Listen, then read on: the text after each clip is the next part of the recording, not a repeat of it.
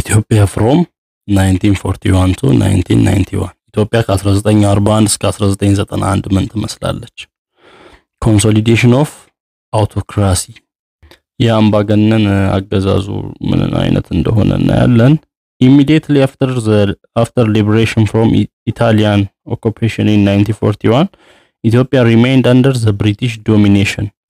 በ1941 ነው እንግዲህ ጣሊያን ኢትዮጵያን ከወረረችበት ነፃ ኢትዮጵያ ነፃ የሆነችው ላይብሬትድ የሆነችው ከዛ በኋላ ብሪቲሽ ዶሚኔት አድርጋ ነበር ኢትዮጵያን ወይንም በብሪቲሽ ቁጥጥር ስር ሆና ነበር and yet Haile Selassie tried to take various measures to strengthen his absolute power. Among the measures were Haile Selassie ደግሞ ያው ንግስናውን ለማጠናከር የተለያዩ ነገሮችን ያደረጉ ነበር የተለያዩ ስራዎችን ምን አደረጉ In 1943 he reestablished the ministerial government with 11 ministers had no real power they were totally obedient to him 11 ሚኒስተሮች ያሉበት የሚኒስተሮች አገዛዝ ወይንም መንግስት ነው የመሰረተው በ1943 ግን ምንም ተከክለኛ ስልጣን የላቸውም እነዚህ ሚኒስተሮች ዝም ብለው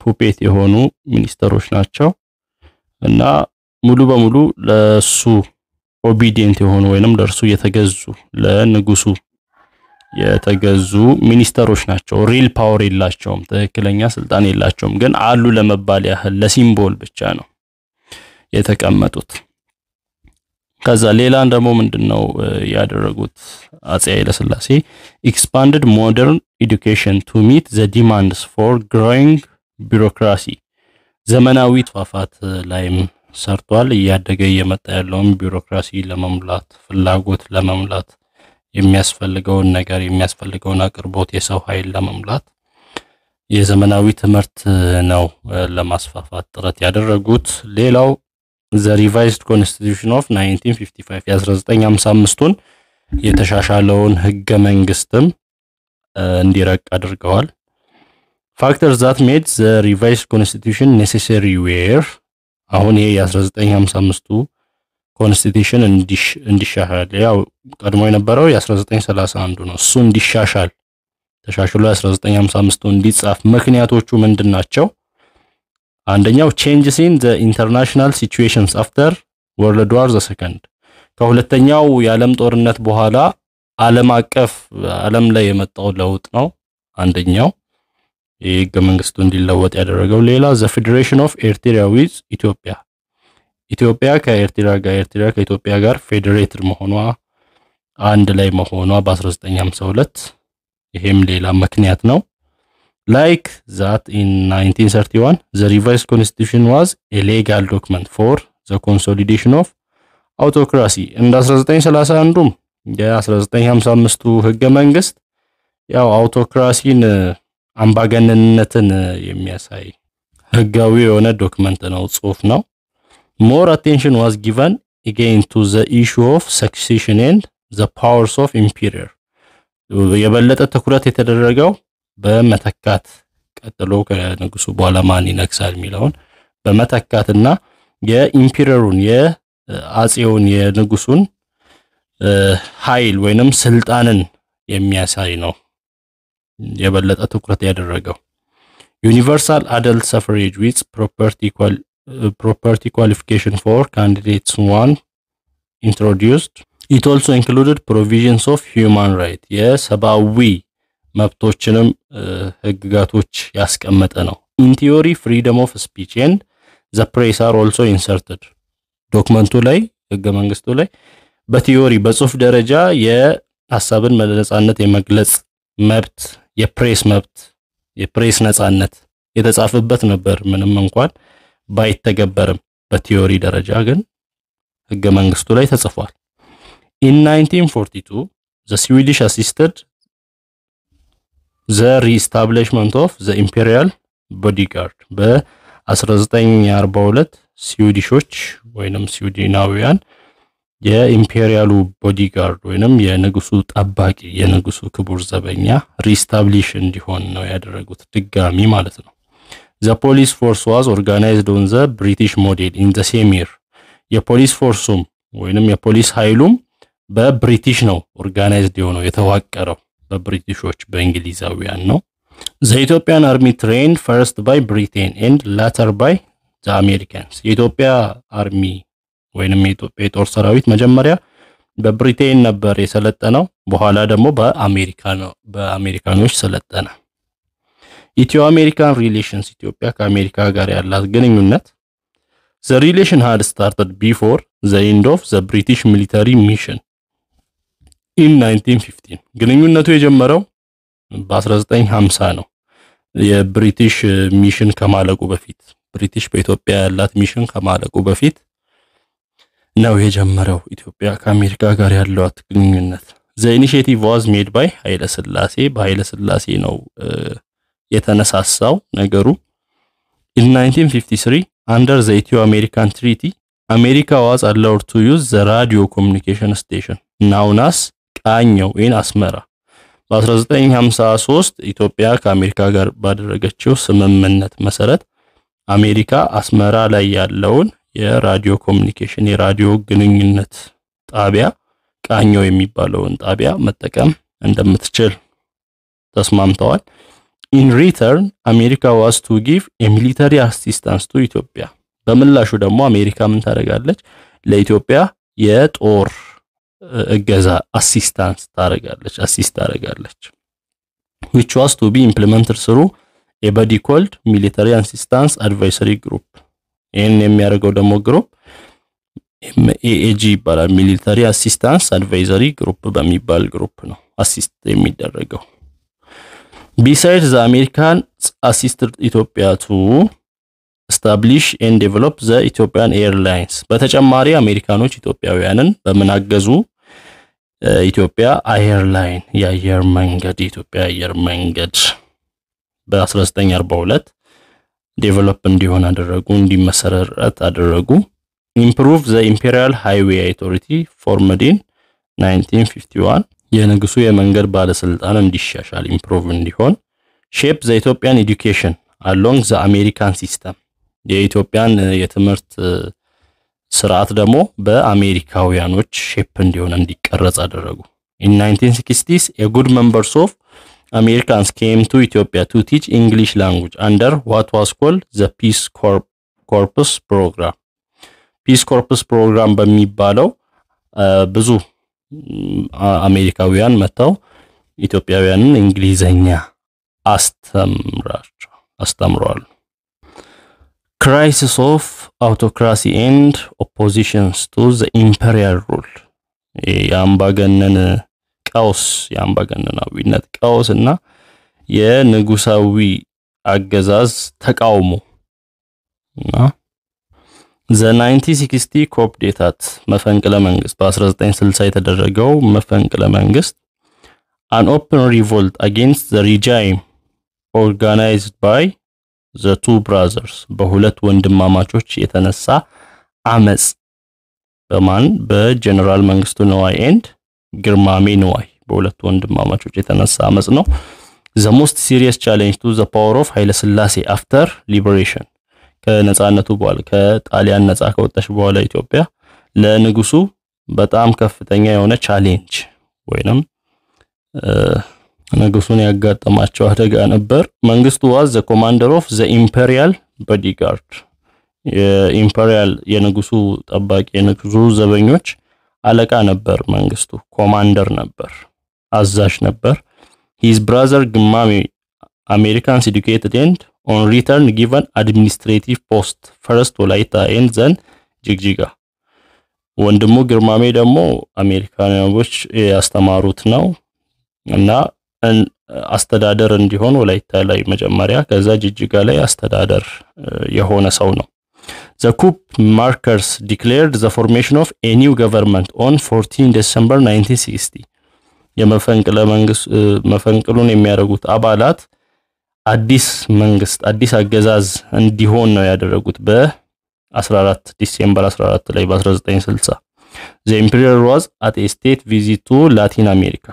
በዚህ ጊዜ ንጉሱ ላቲን አሜሪካ ላይ ጉብኝት ነበር የስቴት ጉብኝት ነበር the emperor's son and heir prince Asfawasan was made head of state salaried constitutional monarch የንጉሱ ልጅ እና አልጋ ወራሹ አስፋወሰን የስቴት ሄድ ተደርጎ ነበር የሀገሪቱ ከፍተኛ ሄድ ተደርጎ ነበር መሪ ተደርጎ ነበር the post of prime minister head of government was given to the liberal aristocrats ራስ ኢምሩ ኃይለ ሥላሴ እና prime minister ወይንም head of government የመንግስቱ መሪ ደግሞ ራስ ኢምሩ ኃይለ ሥላሴ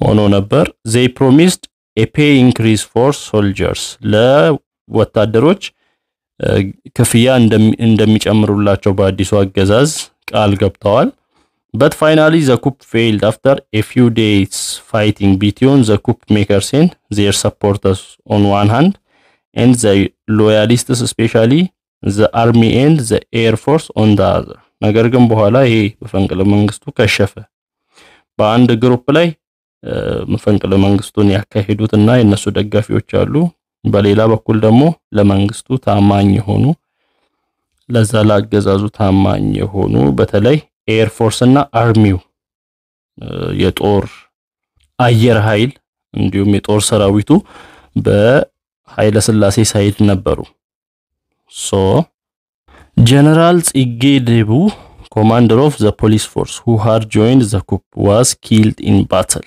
General ጽጌ ደቡ ደግሞ የፖሊስ ኃይሉ አዛዥ ነበር በኩፑ ላይ ተሳትፏል በመፈንቅለ መንግስቱ ላይ ጦርነት ላይ ተገደለ እሱ ግርማሜ also died fighting ግርማሜም እየተዋጋ ሞተ General መንግስቱ wounded and captured General መንግስቱ ቆሰለ እና ታሰረ he was later tried and hanged in March 1961 በ1961 ተሰቀለ General መንግስቱ although it failed the 1960 coup had a lasting impression on the minds of the Ethiopian people ምንም እንኳን የከሸፈ ቢሆንም ይሄ መፈንቅለ መንግስት ነገር ግን የብዙ ኢትዮጵያውያንን አይምሮ አስተሳሰብ የቀየረ ነበር above all it proved that the power of the emperor could be challenged ከምንም ነገር በላይ ያሳየው ይሄ ምንድነው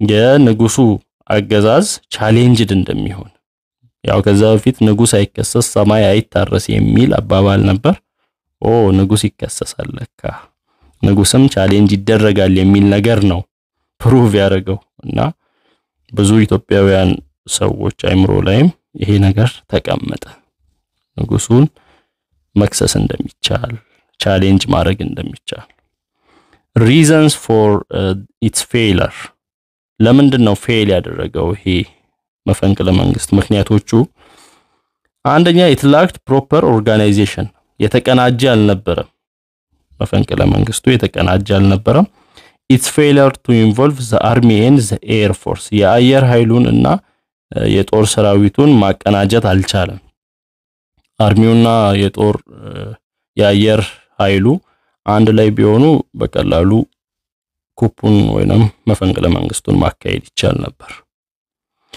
ሌላው the Ethiopian students movement ኢትዮጵያ የተማሪዎች እንቅስቃሴ ነው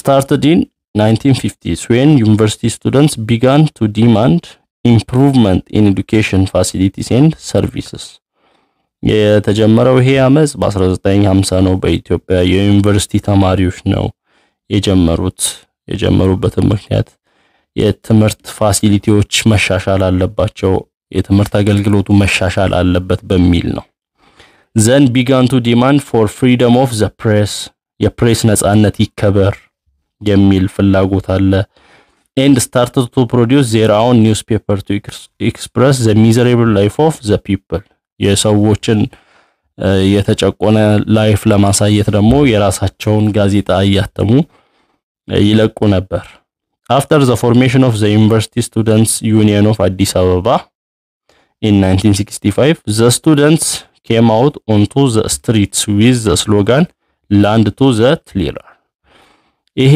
ህብረት ከተመሰረተ በኋላ የኢትዮጵያ ተማሪዎች የዩኒቨርሲቲ ተማሪዎች የአዲስ አበባ ማለት ነው የአዲስ አበባ ዩኒቨርሲቲ ተማሪዎች ህብረት ከተመሰረተ በኋላ ስሎጋን ይዘው መፈክር ይዘው ወደ ጎዳናዎች ወጡ ሰላማዊ ሰልፍ መሬት ለአራሹ በሚል መሪ ቃል The major factors that have increased the students consciousness and their radical opposition were ምንድነው ተማሪዎችን ያነሳሳቸው እንደዚህ ተቃውሞ እንዲወጡ ያደረጋቸው ዋና ፋክተሮች the influence of foreign educated Ethiopians foreign ውጭ ያሉ የተማሩ ኢትዮጵያውያኖች ኢንፍሉዌንስ ነው ተጽዕኖ የተማሩ ኢትዮጵያውያኖች ተጽዕኖ the attempted coup of 1960 1960 የተሞከረው መፈንቅለ መንግስት እሱም ይሄን መነሳሳት ፈጥሯል the introduction of Marxist Leninist ideas የማርክሲዝም ሌኒኒዝም አይዲያ ኢንትሮዲዩስ መሆን መስፋፋት ተቃውሞ የበረታ እንዲሆን አድርጎታል the government took repressive measures detaining the students leaders even killing some active participants many activists were forced to flee the country for especially North America እና መንግስት ሪፕሬሲቭ የማፈን ነገር ነው የሰራው ይሄንን ነገር የማጥፋት ነገር ነው የሰራው ተማሪዎችን በማሳሰር እንዲሁም ከፊት አክቲቭ የሆኑትን በማስገደል እስከ ሞት ድረስ ማለት ነው እና ብዙ አክቲቪስቶች ከኢትዮጵያ ወደ ውጭ ሀገር በተለይ ወደ ኖርዝ አሜሪካ ተሰደው ሄደዋል ሌላው ፒዛንት ሪቤሊየንስ ኢን ባሌ ኤንድ ጎጃም በባሌና ጎጃም ያለ የገበሬዎች አመጽ ነው ባሌ 1963 to 1970 ባሌን በመናይበት ጊዜ ሪዘንስ ምንድነው የባሌን አመጽ እንዲቀሰቀስ ያደረገው ፊውዳል ኤክስፕሎይቴሽን አለ የመሬት ባላባቶች ብዝበዛ አለ አንድ መሬት ብዙ መሬት ለአንድ ባላባት ነው የሚቆጣጠረው ኮራፕት አድሚኒስትሬሽን አለ ሙሰኛ የሆነ አስተዳደር increased land taxes የመሬት ግብር መጨመር large scale land alienation ብዙ ሰፊ መሬት ደግሞ ቀደም እንደተባለው ለጥቂት ሰው ለአንድ ሰው መሰጠት religious and ethnic domination የሃይማኖትና የዘር የበላይነት የተወሰነ ሃይማኖት የተወሰነ ዘር የበላይ ነበር The rebellion started in the Somali inhabited district of Ilkere in 1963 አመጹ የጀመረው በሶማሊ ዲስትሪክት ነው ኢልቄሬ በሚባል አካባቢ its famous leader was ዋቆ ጉቱ famous leader ነው ይሄ ዋቆ ጉቱ አመጹን እየመራ የነበረው the Bale peasant rebellion differed from similar rebellions in the other parts of the country in that it was provided with arms military training and moral support from the neighboring state of Somalia ከሌሎች የገበሬ አመጾች ይሄ የባሌ አመጽ ለየት የሚያደርገው ነገር ጦር አለው የጦር ገዛ ሚሊተሪ ትሬኒንግ የተለማመዱ ጦር ሚሊተሪ ውትድርና የተለማመዱ እንዲሁም ሰፖርት አለ ድጋፍ ከሶማሊያ ማለት ነው ከጎረቤት ሀገር ከሶማሊያ እንደዚህ አይነት ድጋፎች ነበሩ The Somalis considered Bale and other Somali inhabited regions in Ethiopia as part of their territory. ሶማሊዎች ባሌንና ሌሎች የሶማሊን ፓርት የኢትዮጵያ ሶማሊን ፓርት የራሳቸው አድርገው ያስቡ ነበር. This was part of their plan for the formation of Greater Somalia. ይሄ አላማቸው ነበር ታላቋን ሶማሊያ ለመገንባት ኢትዮጵያም ያለችዋን ሶማሊ እንዲሁም ባሌን አንድ ላይ አድርጎ ለዛም ነው የጦር ገዛ ያደርጉ ነበር ለነዚህ ለባሌ ፒዛንቶች The rebel peasants refused to pay government taxes and agreed not to sell grains at markets. እነዚህ አማጮች ለመንግስት ታክስ አንከፍልም ብለው አመጹ እንዲሁም ያላቸውን እህል ወደ ገበያ አናወጣም ብለው አመጹ At first the government followed a peaceful approach. በመጀመሪያ መንግስት የተከተለው ሰላማዊ መንገድን ነበር but later when the rebellion became unchecked and took the life of government officials the government turned to a huge military campaign which involved the army the police force, the territorial army and others. ነገር ግን በኋላ አመጹ እየተበራታታ ሲሄድ እና የመንግስት አካላትን መግደል ሲጀምሩ እነዚህ አማጮቹ መንግስት ወደ ጦርነት ገባ ማለት ነው። ወደ በመሳሪያ በታገዘ ካምፔን ዘመቻ ገባ እና የጦር የፖሊስ ኃይሉን የወታደሩን ሁሉ ሰብስቦ ይህንን ነገር አመጹን ለመበተን ተነሳ። In 1970 ዋቆ ጉቱ surrendered and the rebellion crashed. በ1970 ግን ዋቆ ጉቱ መሪው ተያዘ፣ ሬቤሊዮኑ አመጹ crashed ሆነ ቆመ። In 1970 the government appointed an Oromo general ጃጌማ ቄሎ። በ1970 መንግስት የኦሮሞ ጀነራልን ጃጌማ ቄሎን አፖይንት አደረገ፣ መረጠ። Most of the rebel leaders were set free. አብዛኞቹ አመጹን ያስነሱት ሰዎች ከታሰሩበት ተፈቱ። The Bali peasants were exempted from paying taxes from the years before 1970. የባሌ ገበሬዎች ታክሱን ከመክፈል ነፃ ሆኑ እስከ 1970 ድረስ። እስከ 1970 ያለውን የተጠራቀመባቸውን ታክስ ከመክፈል ነፃ ሆኑ። ሌላው ጎጃም ላይ የተቀሰቀሰው በ1968 የተቀሰቀሰው አመጽ ነው። The immediate cause was the introduction of a new agricultural income tax. ይሄ ጦርነት ይሄ አመጽ እንዲነሳ ወዲያው የሆነው ምክንያቱ ኢሚዲየት የሆነው ያ እንዲነሳ ያ ነገር በዛ ጊዜ እንዲነሳ ያደረገው ኢሚዲየት ካውዝ ይባላል። አዲስ የግብርና ታክስ መነሳቱ ነው። The rebellion started in the district of ሞጣ and ደጋዳሞት። አመጹ የተነሳው በሞጣና በደጋዳሞት ነው። Consecutive measures were taken by the rebel peasants. እነዚህ ገበሬዎች አማጮቹ ምንድነው ያደረጉት? First, they refused to permit tax assessors to work.